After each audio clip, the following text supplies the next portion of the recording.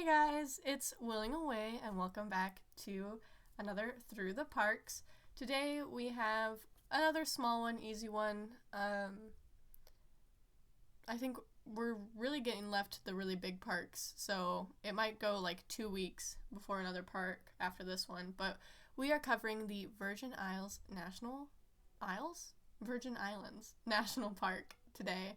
A relatively short one of our last short ones left before we get into the really long parks.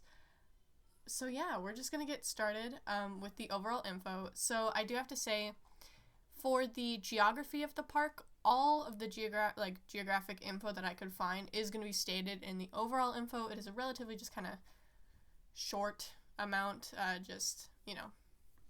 not too much to cover with geography. So overall information. The Virgin Isles National Park can be found on the United States Virgin Islands. The closest city to the park is Charlotte Amalie.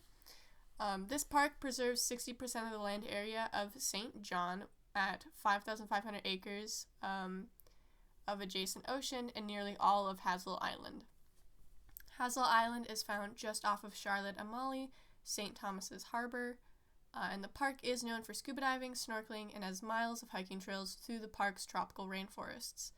The visitor center is located in Cruz Bay, where the gateway port is, and ferries operate hourly from Red Hook, St. Thomas, and 3 times daily from Charlotte Amalie, St. Thomas, and West End, 2 times daily from Jos Van Dyke, and 2 times weekly from Virgin Gorda.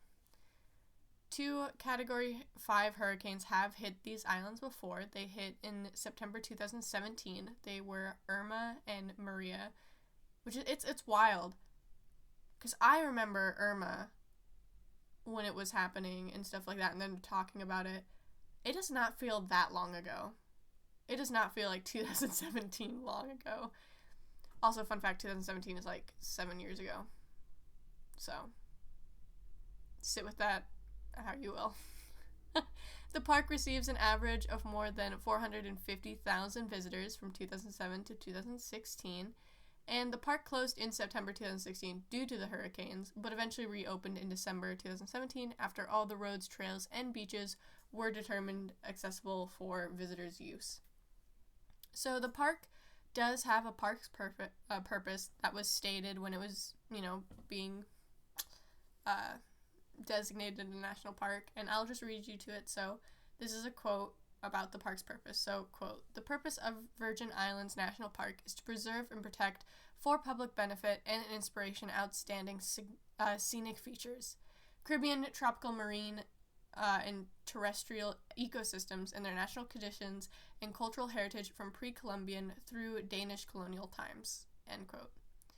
And that's just kind of a park's purpose. So some of these parks do have those quotes, some of them don't, that I've noticed. Is like every so often, if it's an island park, I noticed it will have a park's purpose, but that's about it. Now we're going to get into the history. Really short, just kind of basic information. In 1956, the Lawrence Rockefeller's Jackson Hole Preserve Foundation donated the land to the National Park Service under the condition that it would be protected from future development. The remaining portion of the land, the Canal Bay Resort, operates on a lease agreement with the National Park Service that owned the underlying land. The boundary of the Virgin Isles National Park includes 75% of the island, but with various inholdings in the park boundary, it is more like 60% of the island. Much of the park's waters, coral reefs, and shorelines have been protected and was eventually expanded in 2001 due to the Virgin Islands Coral Reef National Monument. In 2006, the Trust for Public Land purchased the 415-acre estate Mayho Bay. This property includes beaches, undisturbed forests, as well as Danish colonial and Taino Indian artifacts.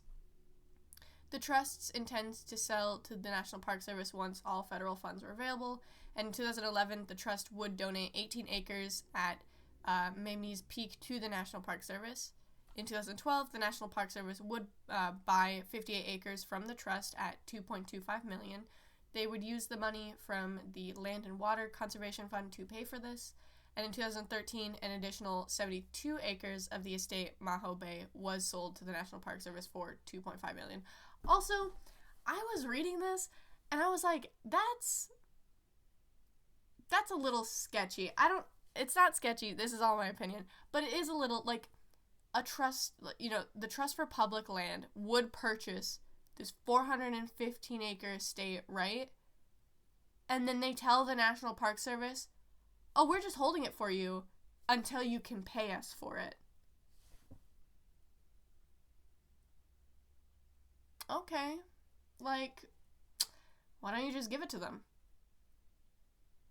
Donate it? I don't know. Like, I understand they probably want to make their money back, but at the same time, are you just buying it to make more money off of it? Or are you actually buying it to hold it so nobody else can buy it? Like, that's the question. Are you buying it just so you can make money back from it and make more money from the National Park Service? Or are you buying it to actually protect what is there? I don't know. I don't know. This is all my opinion. But to me, it felt a little weird. Anyways, that is basically kind of the history of the park, how it was started. And now we'll get into the attractions of the park. What can you do there? What will bring people to the park? So, coral reefs, beaches, hiking trails, and natural sites are the park's main attractions. Visitors can stay at numerous resorts, hotels, and vacation villas at St. John Cinnamon Bay Campground, which is located in the park. Candle Bay Resort, another place they can stay, is on the northern shore and lies on Rockefeller's former personal estate. Overnight and day use mooring balls are available to boaters. I don't know what mooring balls are. Are they like, do they hold you in place? That would be a fucking anchor. What are mooring balls? I should look that up. I don't know. Is it just to tell people that you're out there? I have no clue, but maybe I'll find out after this. So, we're going to focus on, there's 3 sections here. There's beaches, hiking, and historic sites. So we're going to focus on the beaches first. So the beaches in the park are regularly called the best in the world. There is Trunk Bay, which is a body of water adjacent to the beach on St. John. Trunk Bay has an underwater snorkel trail along its coral reef. The beach is also divided into 2 halves, the main beach area and swim area, and then the Bergsman Cove, which is located on the west end near Jumba Bay. Cinnamon Bay is a long, wide stretch of sand on the northern shore of St. John. This beach is popular for sunbathing, snorkeling, and water sports. It also has a campground and water sports rental place there. Honeymoon Beach is also on the north shore and can be accessed from Cruise Bay by hiking a 1-mile-long lined point trail, or you can reach it from Canal Bay Resort. This beach features soft white sand, kayaks and snorkel equipment are available for rent there. Mahau Bay is known for its soft sand and calm, shallow waters. The sand and seagrass of this bay make it a very good place to see sea turtles and stingrays.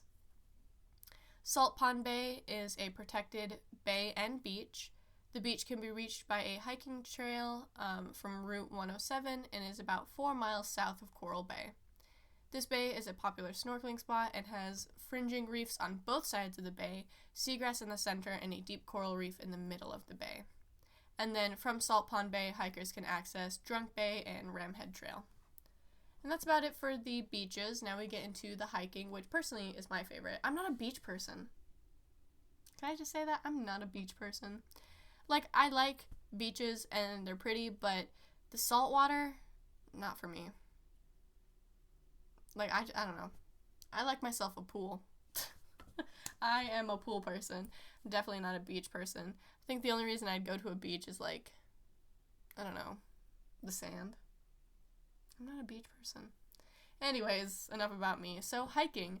The Cinnamon Bay Nature Trail passes sugar plantation ruins, while the Bordeaux Mountain Trail leads to the highest point on the island at 1,277 feet above sea level. The Reef Bay Trail goes through forest, remnants of sugar mills, historical Taino petroglyph rock carvings, spring-fed waterfalls, and a reflection pool. The hike is considered strenuous, and the round trip from Centerline Road is more than 6 miles. A ranger-guided hike is offered and includes a boat ride back to Cruise Bay from Reef Bay. The Bordeaux Mountain Trail is steep and rocky and leads to the highest point. The trail is unmaintained and has several lookouts along the path. There's also no view from the top, considering it is a dense forest, and it gains almost 1,300 feet in 1 mile. So the 1 mile Lind Point Trail leads up to Lind Point, which overlooks Cruz Bay Harbor before continuing on to Honeymoon Beach. The Cannell Hill Trail leads up a steep incline to the top of Cannell Hill. It is a wooden observation platform, and you can find and see views of St. John, St. Thomas, Jos Van Dyke, and many smaller islands. The Ramhead Trail is about 1 mile and is a dry and rocky peninsula to the southern point of St. John. And then the Cinnamon Bay Nature Trail is a 0.5 mile loop which winds through the ruins of sugar factories, and signs along the path actually tell the story and history of the area. And now, speaking of stories and history, we're moving on to the historic sites. So the park protects many historic ruins from colonial and plantations through the 1950s. The Annaberg Historic District protects a partially restored sugar factory and windmill. National Park signs guide visitors through these ruins and explains the process of turning sugarcane into molasses.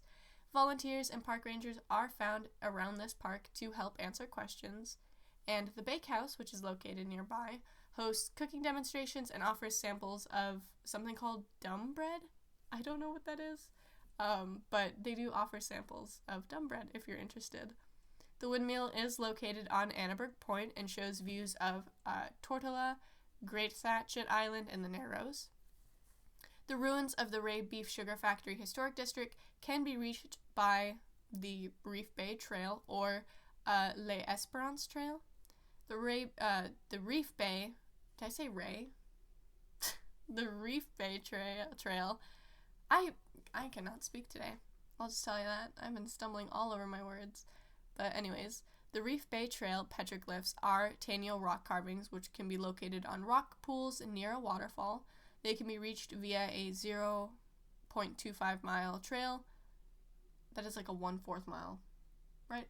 Yeah, 1/4 mile trail from Reef Bay Trail. This petroglyph site was added to the National Register of Historic Places in 1982, and the well-preserved Catherineburg Sugar Mill ruins are the easiest to access and include a windmill tower. Right below this would have been the geography section, but as I said earlier, all the geography was stated in the overall info, so we're just going to continue moving on to the wildlife. The island's inhabitants include wild donkeys, deer, mongoose, pigs, goats, iguanas, skinks, tortoises, frogs, fish, and crabs, and the only native land mammal in the park is the bat species. The park also includes a IBA, which is an important bird area that supports brittle-quilled doves, green-throated caribs, Antillean-crested hummingbirds, brown pelicans, Caribbean elania, Puerto Rican flycatchers, pearly-eyed thrashers, and lesser Antillean bullfinches. And that's about it. I've noticed a lot of these islands are great for looking at birds. Like when we covered the American Samoa. Yeah, the National Park of American Samoa.